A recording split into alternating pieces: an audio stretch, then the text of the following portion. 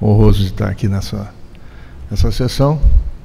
E eu vou falar de recanalização de veias ilíacas e veia cava inferior, um assunto que já foi tratado por vários palestrantes, inclusive hoje pelo Henrico Arce de manhã, pelo Ossi, que já me adiantaram muita coisa. Eu chamei de segundo tempo isso aqui porque a maioria dessas insuficiências venosas crônicas são causadas pela trombose venosa iliofemoral, cujo tratamento é hoje a trombose. E os pacientes que não são tratados dessa forma, só são tratados com anticoagulação convencionais, podem desenvolver, na maioria, síndrome pós-trombótica, e esses são os pacientes alvos dessa apresentação, que fazem parte desse grupo que tem insuficiência venosa crônica grave com péssima qualidade de vida.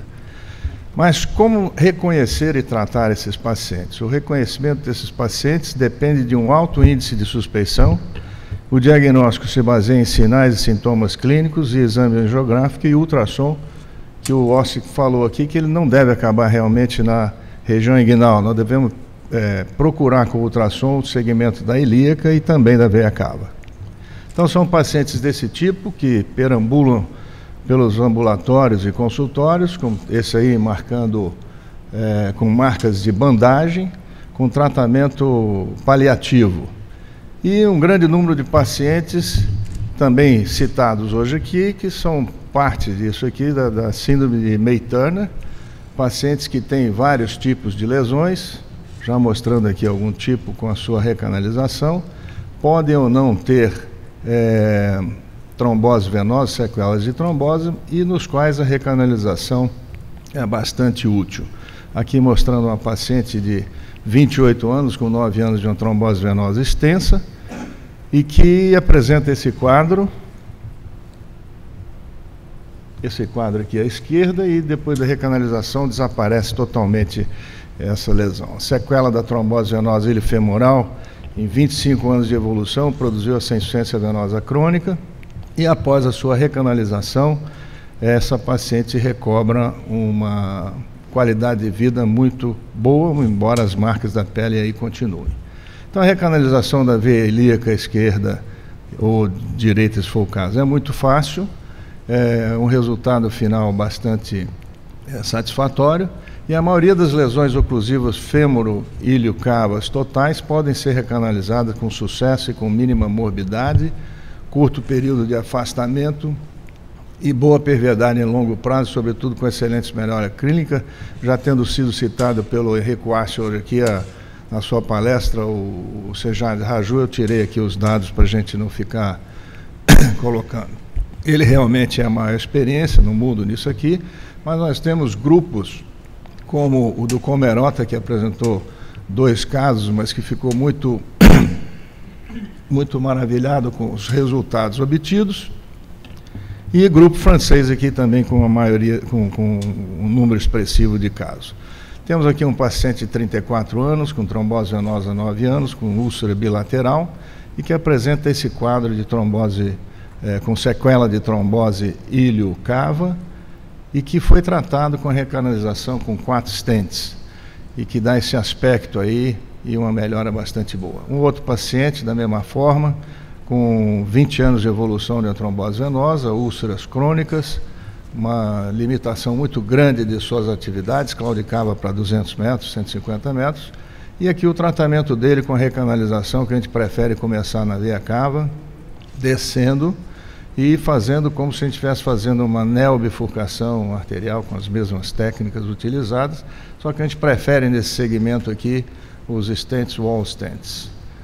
E aqui a imagem final, esse material com 4 stents apenas, fica uma aparência desse jeito, desse tipo, e a melhora clínica é muito evidente, cicatrização acelerada, sem claudicação, e essas recanalizações ilio-cavas com stents, como mostrado nesses 16 pacientes da Mayo Clinic, em membros com obstruções de saída da venosa e insuficiência venosa complicada, melhora a claudicação, normaliza a via de saída, o outflow, e melhora a função da bomba muscular da panturrilha, que é um componente importante da insuficiência venosa crônica.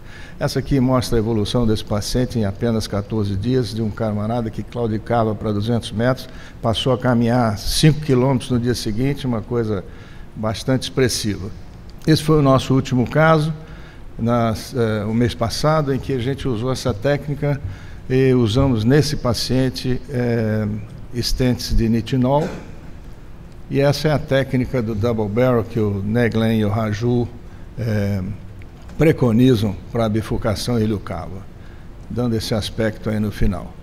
A vantagem que a gente vê do wall stent é que, se esse paciente tiver um tratamento prévio de uma síndrome de May-Turner, por qualquer outro motivo tenha sido colocado esse stent, e necessitar de um outro stent na perna contralateral, ele pode ser, vamos dizer assim, colocado através da sua malha, porque é um stent que permite isso aí, e os de nitinol, na maioria das vezes, não permite que se faça essa colocação desse jeito aí. Então, a angioplastia venosa combinada com stents é uma técnica segura, eficaz e que provê bons resultados em longo prazo. O uso de stents para tratar a claudicação venosa é sempre necessário nesses casos. Tem resultados positivos e boa perviedade em médio prazo. E alguns casos específicos, como a longa canalização mostrada aqui, que é um caso do Oscar, que acho que não está aqui, foi publicado no livro de cirurgia endovascular do Lobato, fazendo essa cano de espingarda. Essa recanalização não é recomendada por trazer problemas com a mobilidade da coluna de stents, e a gente recomenda um stent de tamanho melhor, segmento de anatomia que tem maior fluxo na região. Nós mostramos aqui um caso que teve a migração intracardíaca dos stents. Os stents aqui do lado de cá estão batendo dentro do coração. Foi um caso que um colega nosso colocou, e a gente, por esse motivo, acha que não deve ser colocado esse tipo de solução. Esse paciente teve um diagnóstico inicial de May-Turner, como vocês veem na perna esquerda, mas ele tinha uma história que foi negligenciada de edema bilateral.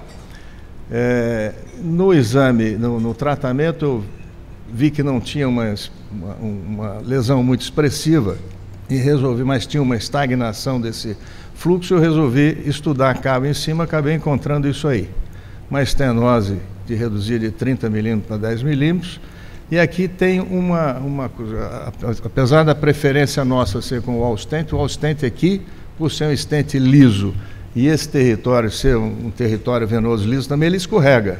Como o Ossi mostrou um caso lá dentro, que era até de um stent de nitinol, a gente preferiu colocar um stent de nitinol aqui e deixar ele preso aí nessa região. Mostrando aqui o resultado, um stent largo, um stent sinus XL, e aí a localização dele.